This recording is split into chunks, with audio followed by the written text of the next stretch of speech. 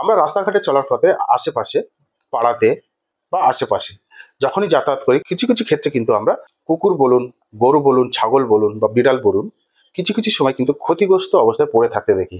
মানে দুর্ঘটনার কবল হয়েছে সেরকম অবস্থায় পড়ে থাকে, দুর্ঘটনাগ্রস্ত অবস্থায় পড়ে থাকে, রক্তাক্ত অবস্থায় পড়ে থাকে। আমরা কিন্তু ওই দৃশ্যগুলো দেখে পাশ দিয়ে চলে যাই। খুব কম লোক আছি যারা আমরা ওই দুর্ঘটনাগ্রস্ত পশুকে উদ্ধার করি। তো আপনার সঙ্গে যদি এরকম হয়ে থাকে, আপনার আশেপাশে যদি এরকম কিছু ঘটনা ঘটে থাকে, তাহলে আপনি এই ছোট্ট মাধ্যমটা ব্যবহার করুন। এই মাধ্যমটা যদি আপনি ব্যবহার করেন, তাহলে ওই ক্ষতিগ্রস্ত পশুটা বা দুর্ঘটনাগ্রস্ত পশুটা কিন্তু খুব তাড়াতাড়ি চিকিৎসার পরিষেবা পাবে এবং আপনার ওই কাজটা করার জন্য ওই পশুটার প্রাণও কিন্তু বেঁচে যেতে পারে। চলুন দেখে নিই। দেখুন, প্রথমে আপনারা প্লে স্টোর থেকে আপনারা স্বচ্ছতা অ্যাপ ইনস্টল করবেন।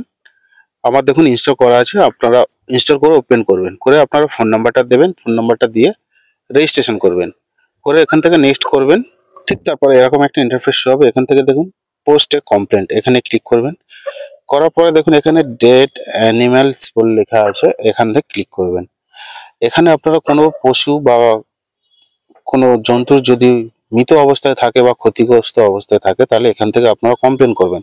এখানে আপনি যেখানে ক্ষতিগ্রস্ত অবস্থা বা মৃত অবস্থা পড়ে আছে ওখানে লোকেশনটা দেবেন, কি অবস্থায় আছে এখানটায় আপনারা এখানে লিখবেন। লিখে এখান থেকে আপনারা একটা ছবি তুলবেন। ক্ষতিগ্রস্ত অবস্থায় থাকলে ছবি তুলবেন, যদি মৃত অবস্থায় পড়ে থাকে বা দুর্গন্ধ বাড়াচ্ছে এরকম অবস্থায় থাকে তাহলে ছবি তুলবেন। ছবি তুলে এখান থেকে আপনারা ডান করবেন। ডান করে দিলে ওই লোকেশনে ওই ডিপার্টমেন্টের লোক বা ওই দপ্তরের লোক কিন্তু ওই লোকেশনে এসে পৌঁছে যাবে এবং মুহূর্তের মধ্যে কিন্তু ওই ক্ষতিগ্রস্ত অবস্থায় থাকলে উদ্ধার করবে এবং মৃত অবস্থায় থাকলে উদ্ধার করে সুরক্ষিত জায়গায় নিয়ে যাবে।